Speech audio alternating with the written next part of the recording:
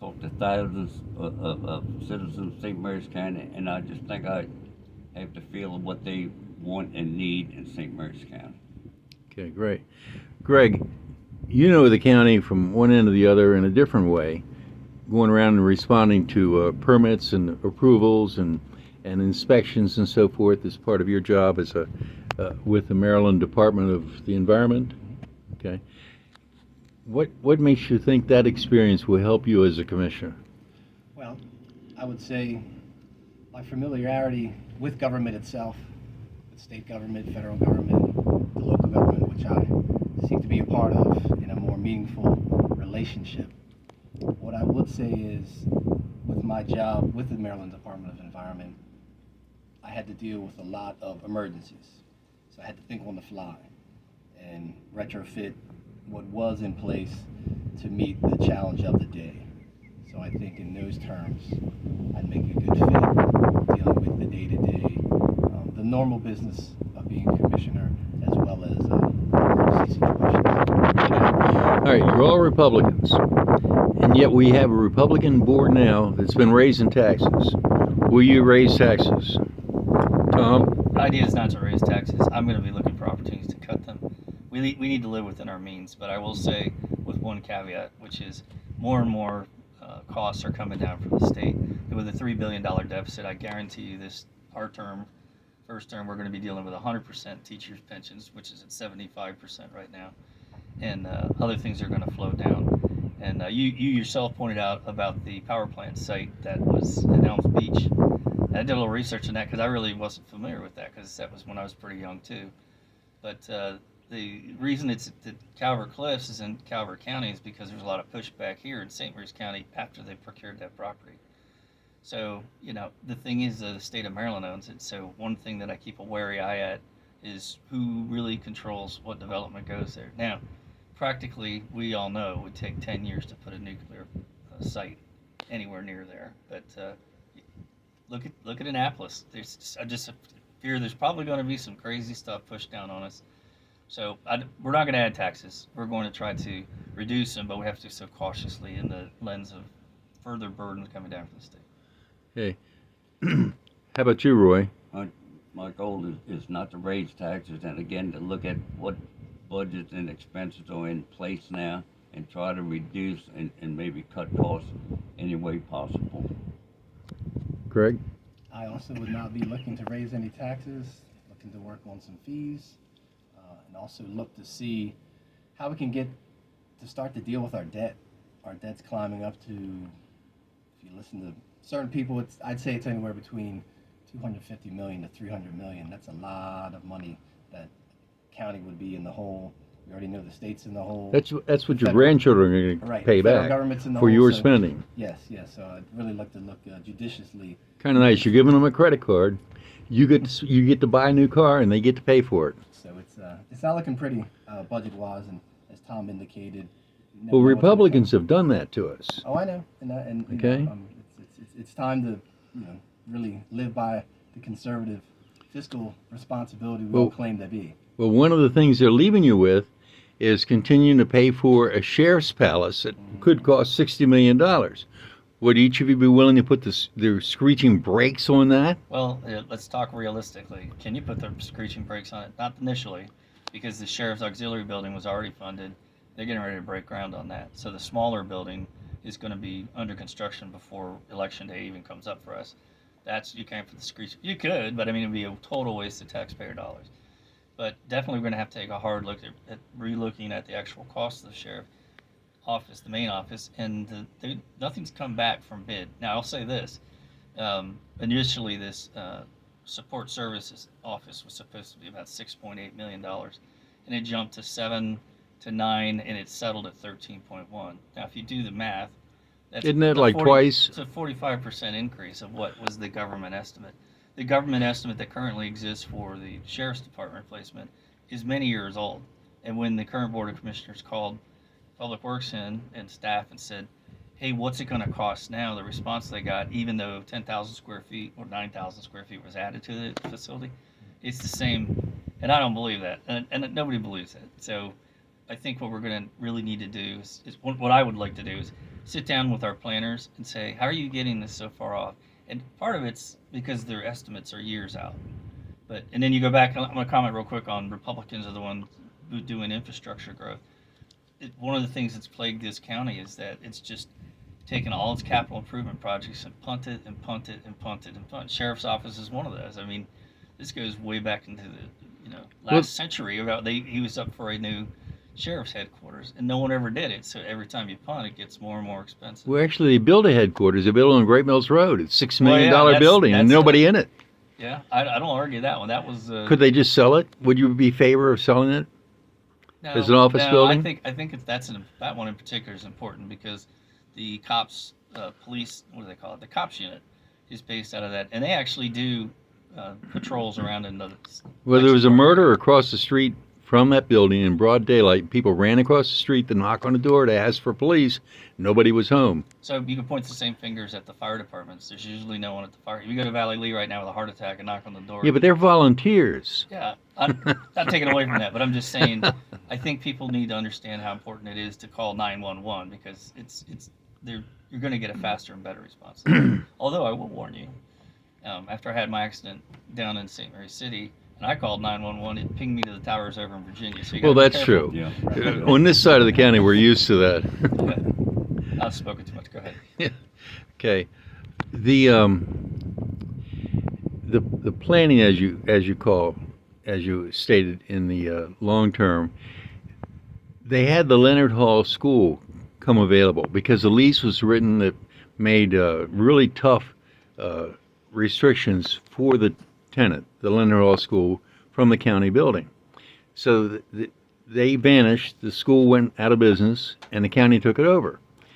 And the county commissioners, the Republicans, have decided to go into business of providing child care in competition with small businesses that are already doing that and providing it free to county employees to help retain them when actually maybe it's a good time to cut the size of government and not worry about retaining people. Let them go to another job somewhere else. If you're going to, we're facing reality. You said the more people, West Taxmore is going to dump the rest of the teacher pensions on St. Mary's County is very likely, But you were going ahead with a bond issue to pay for child care in Leonardtown. That's by your Republican commissioners. Doesn't it make you embarrassed to be a Republican? I mean, loony Democrats could do something like that. I'll only answer with this, which is ignorance. I'm not aware of this. I did not know they were opening a daycare center in Leonard Hall. Yeah. No. When that started, at one time, it was a $500,000 proposal. It's up to like $3 or $4 million. Yeah. Plus, they're going to turn it over to the YMCA, excuse me, to run.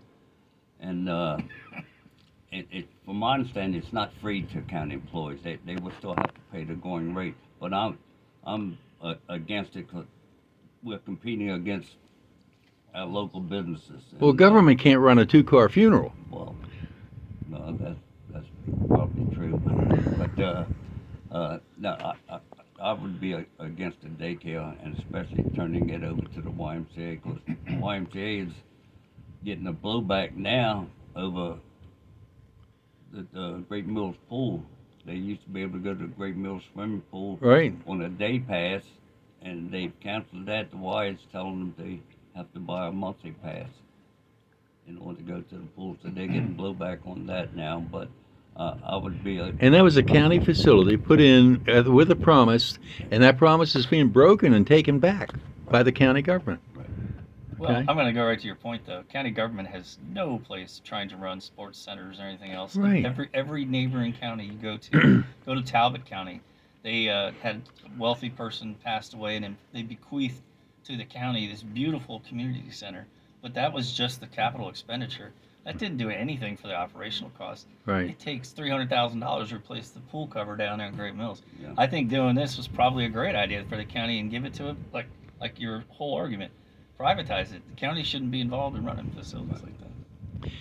Well, the county, as you say, takes a long time to do anything. They recently held a celebration out at the airport with this idiot governor, Wes Moore, down here cutting a ribbon on extending the runway 1,000 feet. It took 30 years to do it.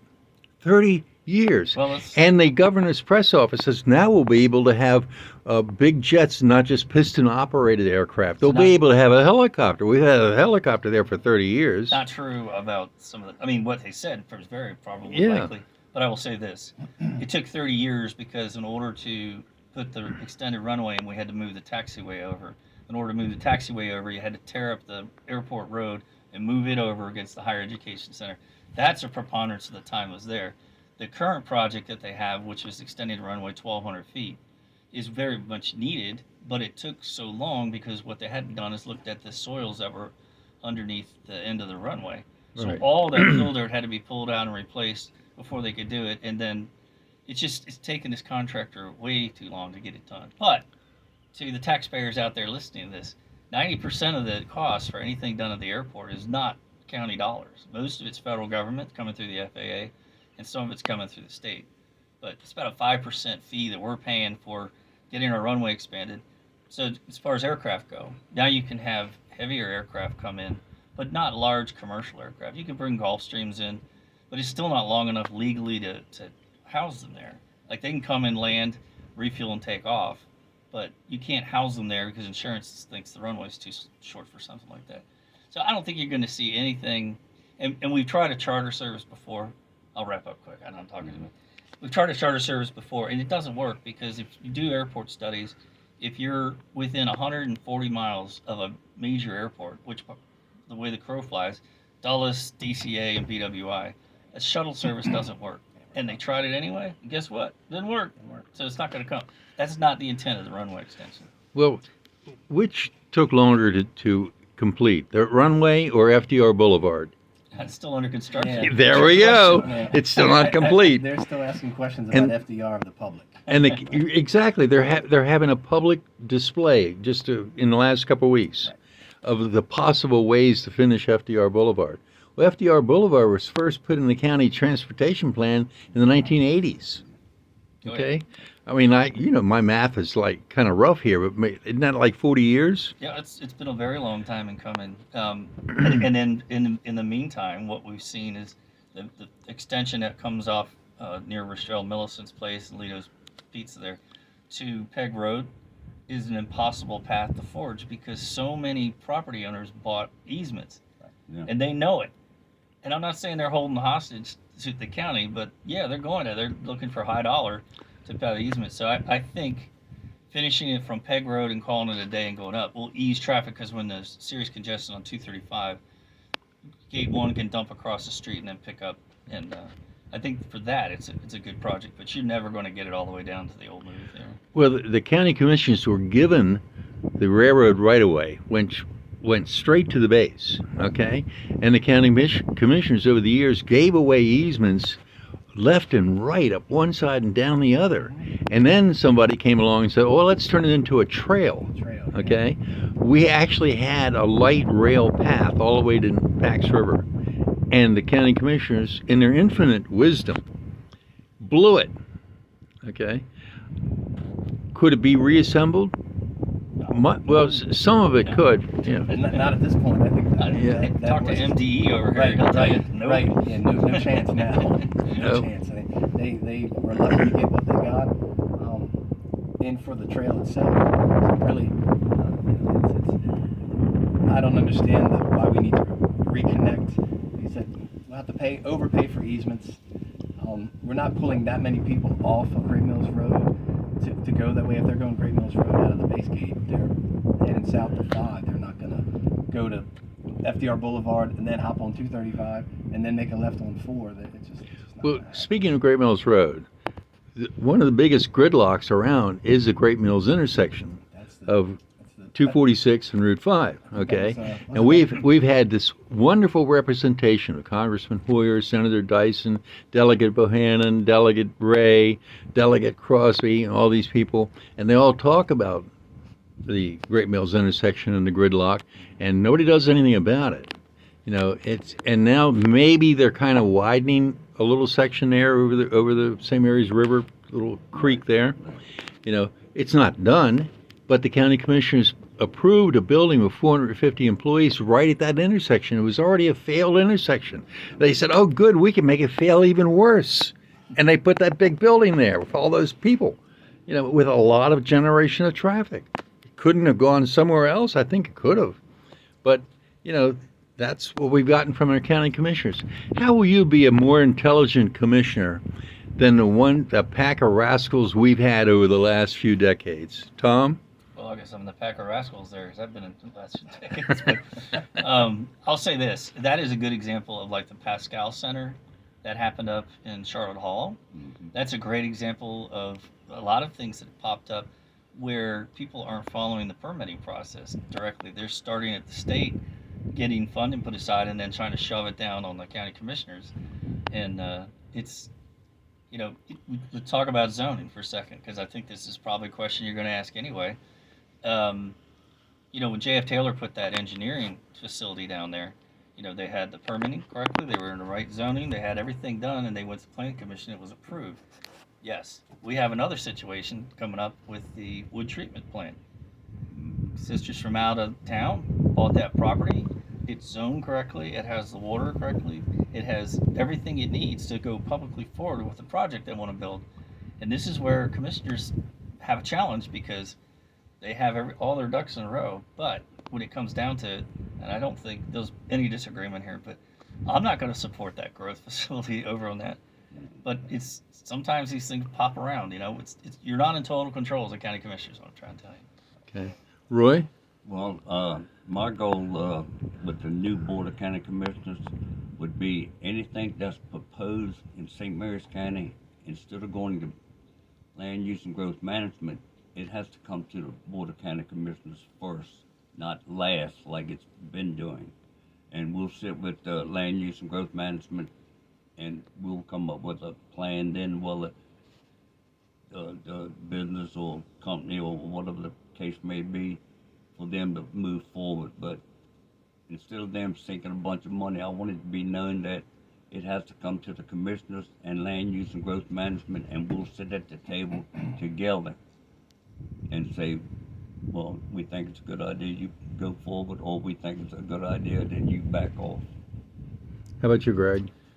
Well, I'm hoping to bring back, I know it's been discussed, but the TEC process has been abandoned since COVID, and it hasn't been brought back. And I think not having that TEC review board meeting on a regular basis has really led to some of the confusion of some of these planning ideas and disasters that we've been dealing with the last couple of years. And to Roy's point, and also to Tom's, we know that the county commissioners can't, one man, we're going to need consensus. And I think that we need to really get back to having a little bit better relationship with really all the divisions. If you watch the movie I call the Planning Commission and the Appeals Boards, this board's had little or no conversation with the federal government. Now they're going to start meeting with PACs. It's our biggest player, our biggest neighbor, and the current board is kind of just not really had any discussion, which I find a little alarming. With my job at MDE, I always had access to, Tom's got access to speak to people on base. Anyone really, you give the CO's office a call, they always have time to speak to their neighbors. I don't know if Joe Blow can get an audience, but I know the commissioners certainly could. So it's about having a better relationship with our own division and heading these controversial projects at the start rather than at the tail end. I've spoken to, on the campaign trail, what can we do? And I always tell the people, look, if it's zoned properly, it's going to be tough. You have to get your group who's against it, your neighborhood, in front before it's stamped by planning and zoning. Because once it's stamped, the horse is out of the barn. Well, the county commissioners have done all kinds of little projects and deals in Lexington Park along Great Mills Road over the last few decades, including buying out the Flat Tops property and doing different things to move big populations back out of that property to other properties in Lexington Park and Great Mills, and then redevelopment and getting a medium strip put in on Great Mills Road so the hookers would trip over it when they're out there soliciting in traffic, and then even had a Lexington Park manager, and they paid her $1.4 million over 18 years. I have no idea what she did in all those years, but she was there. And the county pointed to her as leading the way at renovating and resurrecting Lexington Park. When they had a real situation come along with Royal Farms buying out that block, it pushed out one of the most popular and long-term businesses in the county. It was Linda's Cafe. She went out and she signed a lease on a new location up across from San Souci Shopping Center. And on the wall in the place when she signed the lease, which was an existing carryout and eat-in facility, it said the fire marshal rated it for 98 people to be in there dining. Based on that, she signed the lease. The health department comes in, and the health department, I don't know, it's run by some sort of Mandarin influence from another country. I have no idea. But they say, oh, she can only have 56 people there based on something called an EDU. Right. Well, the EDU stands for equivalent dwelling units, and somebody somewhere in county government or one of its creations like Metcom developed this term. So this woman who's been in business since 1988 in St. Mary's County is restricted from using all of her property that she's paying for. And they come down there and they count people. If she has too many people or she can't have people outside seating, if there's already 56 people inside, it's asinine, to say the least. But this is what you can expect out of the St. Mary's County government, the health department, and the Metropolitan Commission.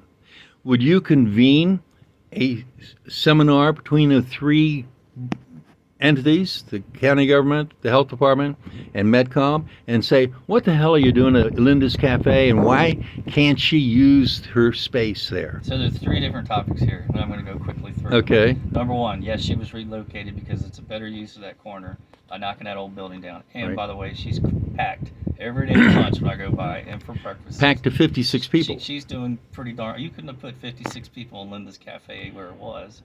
No way. You couldn't have held that much. So she's doing good, number 1. Number 2, the state fire marshal is the one who figures out how many people can be in the room at the same time. EDUs have nothing to do with the state fire marshal's office. So when you talk about would you conclude a seminar getting people together, one of the things that we could probably talk to is working with land use and growth management to potentially better educate people to not go with that number the fire marshal says and goes, oh, well, that's it. And the last thing I'll say is, as you get closer to the base, you run into this thing called ACUs, which you could have a restaurant that has 100 seats, but you're only allowed to have 20 people in there at a time because it's restricted for emergency aircraft approach. So there's lots of agencies that talk about things like this. But I think a better communication, like if you're going to buy a house, you bought a house back in 1983 down where FDR Boulevard is, and you're suddenly surprised when FDR Boulevard is actually built. Research. I mean, that's part of the things that go into. So, again, there are 3 different arguments there. I'll stop. Roy? Well, one of the things I like to do on the new board is to look at land use and growth management policies and maybe make them a little bit more St. Mary's County friendly for our business and our citizens. I know when I went to add on to my house, it took me a year to get a permit, and I live in a farming area. A year to get a permit for what? To add on a bedroom, 1 year? 1 year. Because I had to go to Wouldn't you health call that a failure of St. Mary's County? Well, evidently I wanted. I mean, you paid your permit, your application fee, right? Oh, yeah. But Okay. it just- I mean, you weren't paying it by the month. You weren't on a You program. had to go to the health department. You had to go here. You had to go there. And by the time this one couldn't do this, this one couldn't do that, but They used to have a septic, right? right on the Which sep- complicates it on even the more. septic, so that makes things a little bit more. And they used to have a term called fast track. Well, there was no fast track there. But, Nothing fast at that building. well, and I got a phone call the other day from a small business owner that wants to put up a warehouse behind his existing business, and the excise tax he was quoted was $17,000.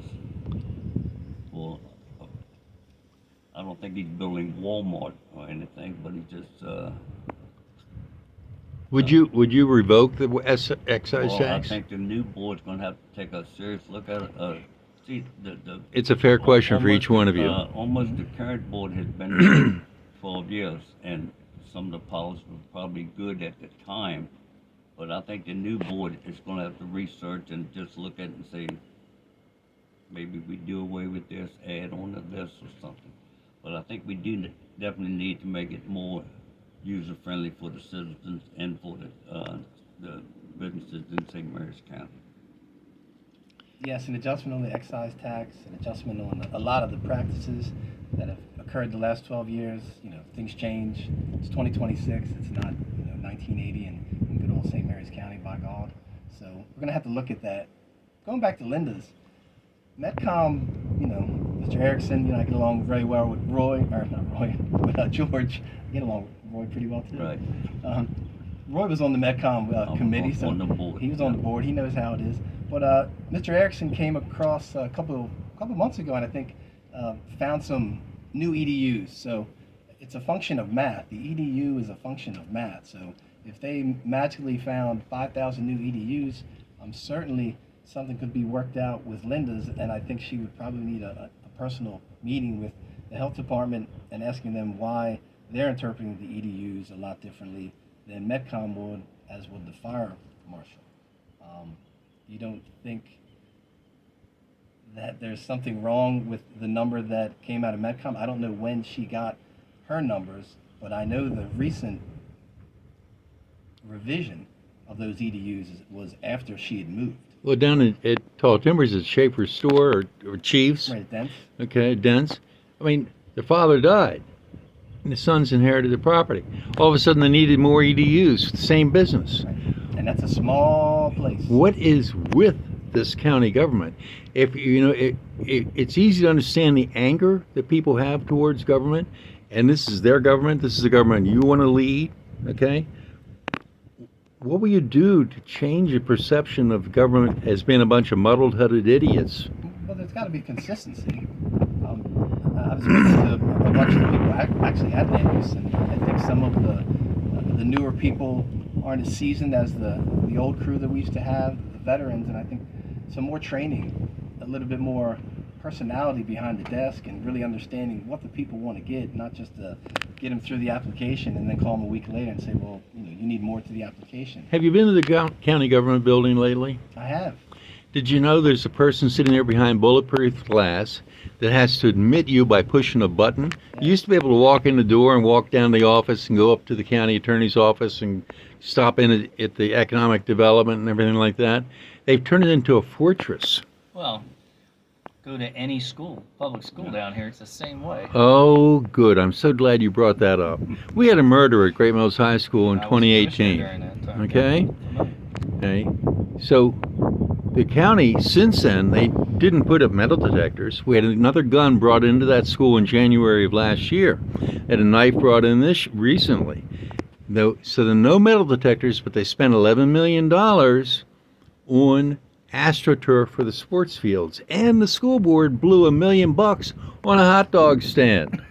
Okay, a hot dog stand. They could bring in food trucks, which would give them a little percentage of their sales to support their band boosters and things like that. But this county school board, with the exception of Jim Davis, voted for $1 million for a hot dog stand. It's asinine. And if anyone thinks we should be respecting government or the people serving in it, and they hear these things, exactly, you're running for office, and, you're all very commendable, serious people. I wish you could all serve at the same time on the board. It would be a lot better. All right? But what will you do to knock some sense into the school board and saying, don't do stupid stuff like this anymore? Will you say that to them? Obviously, they didn't think it was stupid, but I'll say this. This is a conversation I have with a lot of people when it comes to school budget. When the commissioners get the budget put together, they get a request from the superintendent. It comes with the board, and it says, we want X for next year. We need to be funded to X. So the commissioners pull, you can either fund them to X, give them X minus whatever, less than X, or you give them an X plus and give them more. But you can't line item and veto line item of anything in their budget. That's up to the school board and the superintendent. So not a single commissioner voted for a hot dog stand because it wasn't in their purview to do so anyway. So again, just kind of educating. You can do a lot of things as a county commissioner, but some things you can't. No, but my question was, what will you do to tell them not to put things like that in your budget? Will you just not fund take $1 million off their budget?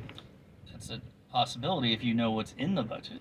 Right? You got to know what's behind the curtain to make that decision. But I'll give you another example. With this last budget that was just passed, there was a conversation about starting the engineering studies for the sheriff's building, the main building, at the same time, and they had enough to probably get started. But the $30 million project at Chaptacon High School needed more money, so they moved 1.3 or 1.6 million dollars over to that project. I mean, so there's a lot of that goes on, but the big budget for the Board of Education is pretty much predetermined by algorithms that the state mandates on, the blueprint for education. And then what we're left with is, and this happened when I was a commissioner. Hey, we want to buy more computers and stop using textbooks, because that was when things were kind of converting. We'd like an additional $6 million, I believe the number was at the time. And that's not in their budget, and it's not guaranteed by the state. And they do come and talk to the commissioners. So I think a strong dialogue between the commissioners, well before we get to the budgetary, showmanship, if you will, has to happen. And by sunshine rules, we can't have all the commissioners in with all the Board of Education, but you can have two at a time. Just kind of go flush out and say, what kind of budget are you going to present with us this year? And then give them some honest feedback. Like, this ain't going to go well, or okay, maybe we can see what you need there. But communication's key, but control would be even more key, but we don't have full. Well, the county commissioners have a public forum, and they limit people to 3 minutes, Yep. okay? I remember county commissioner boards where they had public forum every time they had a meeting. Somebody wanted to get up and say something, they just asked for time at the meeting, maybe in advance, or maybe they just stood up and they were recognized, okay? And the public forums are limited to like maybe 4 times a year. Isn't that show that the county commissioners really don't want to hear from the public? I think, I'll give you an example, and then I'll let these guys talk, because I talk too much. But the excise tax, when that rolled in and they had a public hearing for the excise tax, I was there with John Parlett, Chris Hill, and there were 2 other people. Nobody showed up for that. It was in the evening after working hours. I was floored that people weren't paying attention, going to the old model of doing things to the excise tax, because it's clearly going to cost you more. Well, just rolled through. So I'm going to go back and be the devil's advocate. You can have 100 forums, but you can have very low attendance. So they kind of pepper them appropriately, I think. Well, that was the difference between a public forum and a public hearing. Yeah. Okay. All right, Greg? Well, I think I think I've been speaking a lot to people, when I go to their place of business or their gathering groups. Told them that, the way for the community to get what they want is really better communication with the 5 commissioners. And that's going to take, both sides. You watch, all the meetings are broadcast on YouTube, and I think maybe they get 200, 250 views. I mean, there's 116,000 of us. I know the little children don't watch YouTube to watch the movies, but, to Tom's point, I think it may be time to reinvigorate the community to have a little bit more input and care for what they want to see. I'm willing to meet everyone. I said once a month I'll go out. I mean, I'm retired. This job will be really just my job, so I'll have plenty of time to go and get yelled at, get egged, and bad fruit, all that good stuff, and take the heat. So it's going to take more than one of us to get in or the other 4. If the community really wants things to happen, they're going to have to engage all of us, and then we're going to have to be smart enough to take their input and shape some sort of policy that's going to make people not think that we're all a bunch of idiots. Okay. Well, I think on the public hearings, I think a lot of people are put off on the 3-minute rule.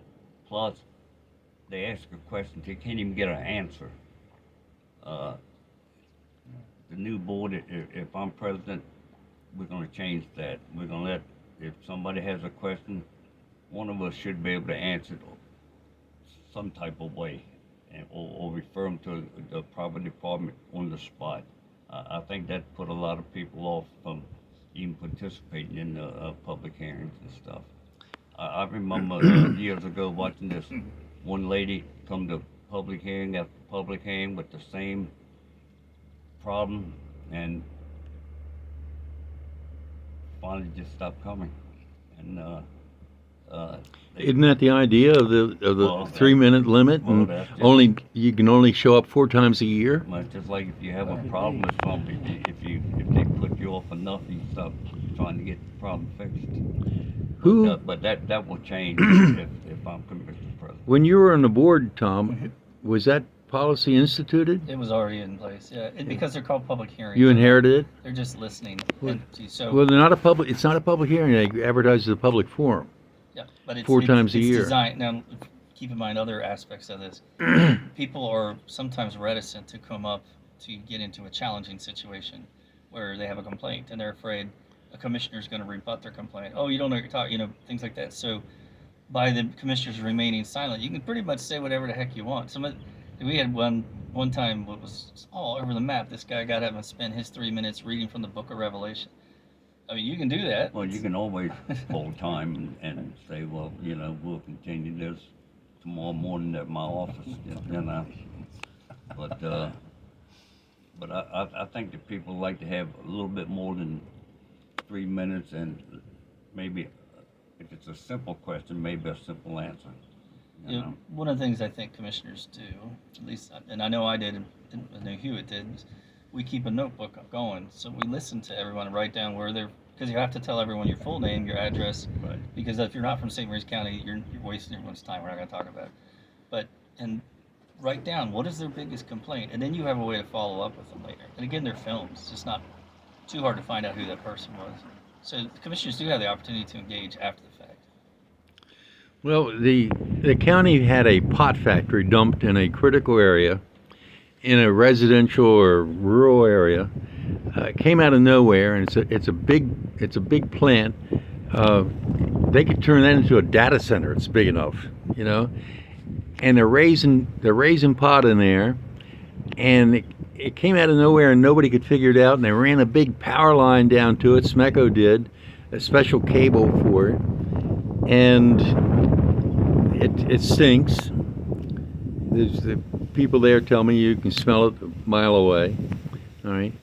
So that's what this St. Mary's County Board of Commissioners has done to the people of this county, and they got away with it. Well, And as you said, they almost got away with the Pascal Center, putting a facility for people who are in emergency distress on a residential street. which was because they snuck something into the state budget before they even had the conversation with the county commissioners. So Right. people try to get around the system, and that's why I'm concerned about the Southern Maryland Wood Treatment Plant, because they have all the permitting, just like the growth facility in Colton, what you're referring to. Absolutely. By the way it sits today, I got permits, I'm zoned correctly, I have the water that I need. Your data center, because I know you want to talk about that a little bit, you need a lot of power, and there's no place in St. Mary's County that has enough power to do that. So Right. that's not a concern. Well, on a data center, the state of Maryland in 1971 bought the property down known as the Elms property, and they bought it under a special law to create power plant sites so they would be there for the future, and nobody would have a public hearing, nobody would have any say about it. Not in my backyard. People couldn't gripe. Well, they can gripe, but it doesn't make any difference. And we do need more nuclear power plants, not less. And on that site, with the source of water being the Chesapeake Bay, they could put a data center in there.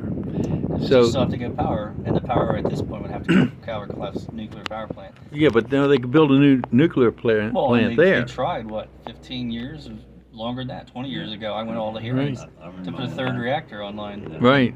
And nobody came out of the skins. Oh my God, the environmentalists were climbing the fence. Well, getting back to the pot factory in Cold Point, I've done a little bit of research on that. That slid under the radar of the county commission. Well, the right people were investing in it. Well, and that's why, again, new board, if I'm in charge, at that time, the director of land use and growth management had the ability to sign off on it because the way it was worded, horticulture, agriculture. But under the new board, I don't care what it is, it comes to the commissioners before he signs anything. Okay. All right. Now, I've asked you a lot of questions. You all talked about different topics. Let's start with Greg. What would you like to talk about that we haven't discussed yet? Well, we've hit all the big topics, the budget, we've hit the pot farms, we've hit power, we've hit data centers, we've hit community meetings, we've hit Medcom, we've hit Linda's. I think we covered a broad range what I would say is, I'd like to revisit. This is our county. We all live here, and whether or not Tom or Roy or I get in, I'm sure we would all be invested in. I've been invested in St. Mary's County, from the first day I started working. So I'm always, I hear everything. We're all around in the community, and I think if the community really wants, to keep our rural character, keep St. Mary's St. Mary's, they all want it and they all talk about it, but then everyone disappears. So really, I think it's incumbent upon everyone to fight for this place you love.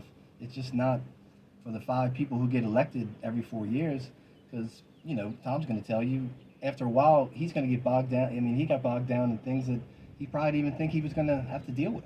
So those old voices of complaining about Great Mills Park or Lexington Park's a whole, we need more people, we need sidewalks, my kid needs a place to play.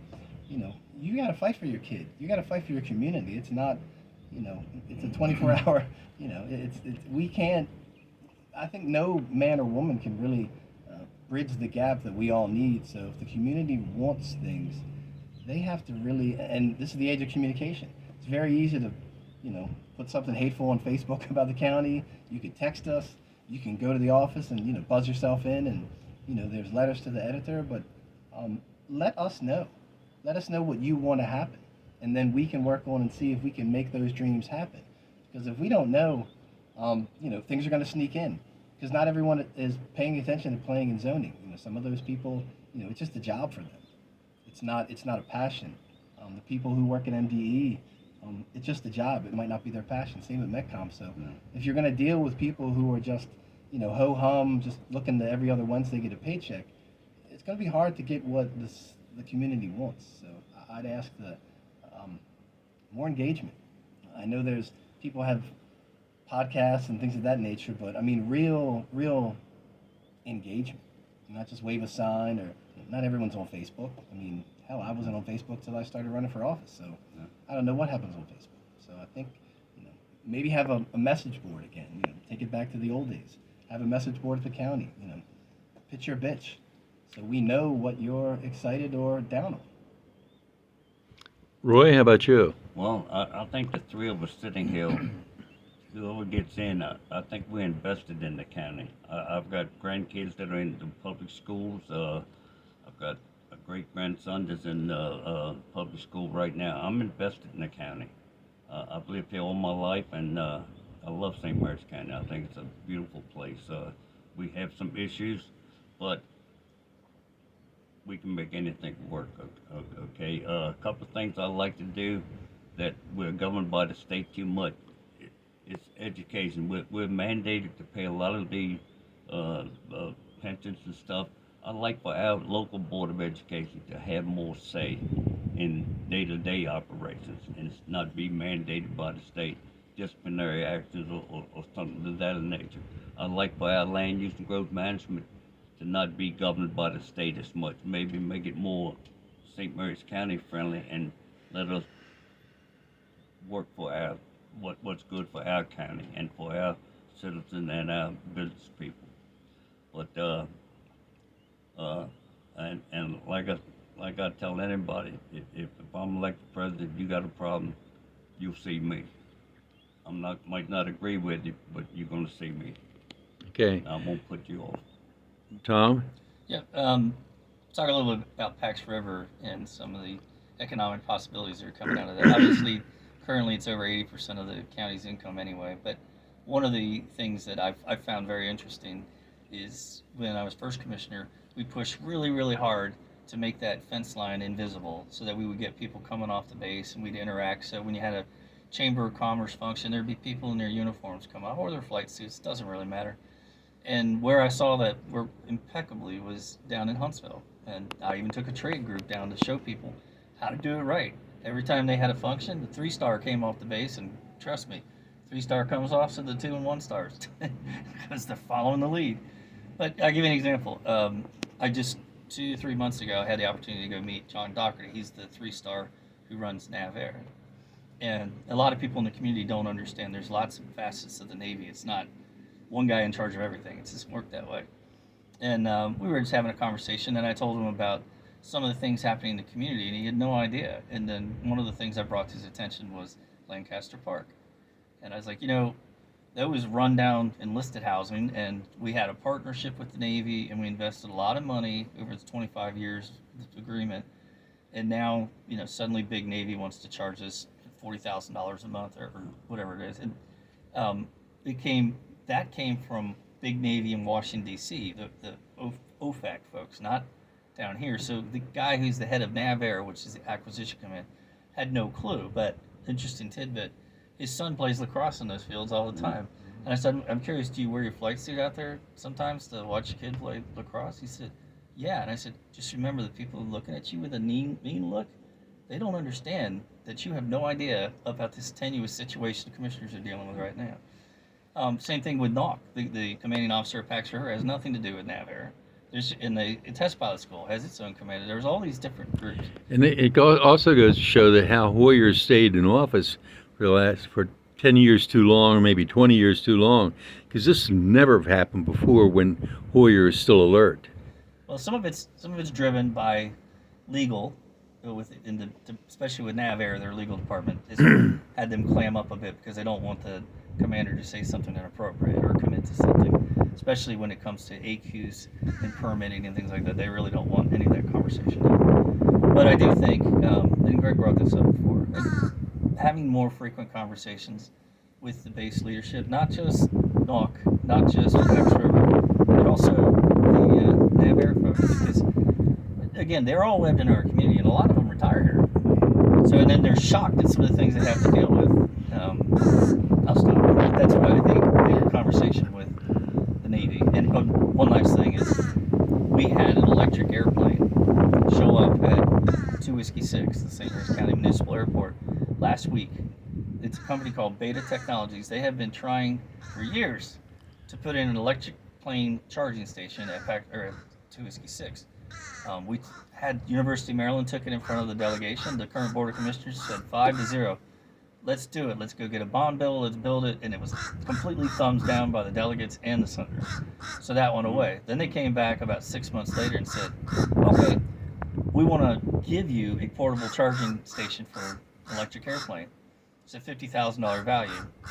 They never did anything with it. It just died off. I accosted Mr. Guy about that, and he didn't even know about it. I was like, these guys are trying so hard, and now they brought the plane here. They flew it in here. It's a 6-person aircraft, 1 pilot, 5 crew, and this is the one they brought to us is normal airplane style. It's not a VTOL, but it can go 374 miles. And one of the reasons they're pleading so much is there are no charging stations in the state of Maryland. So when they move a lot of human organs. So when they're moving over airspace in Maryland, there's no place for them to land and charge, literally. So, I mean, these technologies are sitting right out in front of our nose, and I think we should embrace them. Do they just turn into a glider? No, I mean, this one is a pusher, so the propeller's behind it. If they turn into a glider, they can have more range. Yeah. But I mean, these are just really innovative things. With Patuxent River Naval Air Station, we have the Navy Test Pilot School. We have some of the smartest aviation and aeronautical engineers and electrical in the world. More conversation. I'll leave it at that. Okay. All right, great. Well, this is Ken Rosignol of the Chesapeake Today at our outdoor studio at Fitzy's Marina, the best crab cakes in town, with our candidates for County Commissioner President in St. Mary's County, Greg Kolarik, Roy Alvey, and Tom Jarboe. Good luck to all of you, gentlemen. Thank you. Thank you. Thank you.